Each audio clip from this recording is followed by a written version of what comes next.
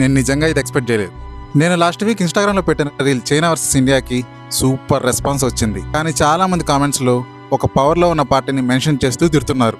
అసలు నిజమేంటో తెలుసా? ఇక్కడ తప్పు మీరంతా కలిసి మెన్షన్ చేసిన ఆ ఒక్క పార్టీది మాత్రమే కాదు, ఏ పార్టీ అయినా సరే అది అధికారంలో ఉండాలని అనుకుంటుంది. అందుకే గెలిచిన నాయకులు వాళ్ళ పార్టీ కాకపోతే వాళ్ళకి ఆఫర్లు ఇచ్చి లాగేసుకుంటారు. అంటే ప్రాబ్లం పార్టీలో లేదు, మీరు ఎన్నుకునే నాయకుడిలో ఉంది. ఆ నాయకుడు అమ్ముకుపోవడానికి రెడీగా ఉన్నప్పుడు కొనేవాడు ఎవడైతే ఏముంది, మందుకి డబ్బుకి అందని ద్రాక్ష లాంటి హామీలకు అత్యాసపడి ఓటేసినప్పుడు మనం మన భవిష్యత్తుని మనమే అమ్ముకుంటున్నాం. హామీలను చూపించి ఓట్లు అడిగేటప్పుడు ఏ ఒక్కడైనా ప్రశ్నించాడా అసలు ఇది ఎలా సాధ్యమవుతుంది, ఇన్ని హామీలను ఎలా నెరవేరుస్తారు అని? లేదు. మార్పు పార్టీలో కాదు, మీరు ఆలోచించే విధానంలో రావాలి.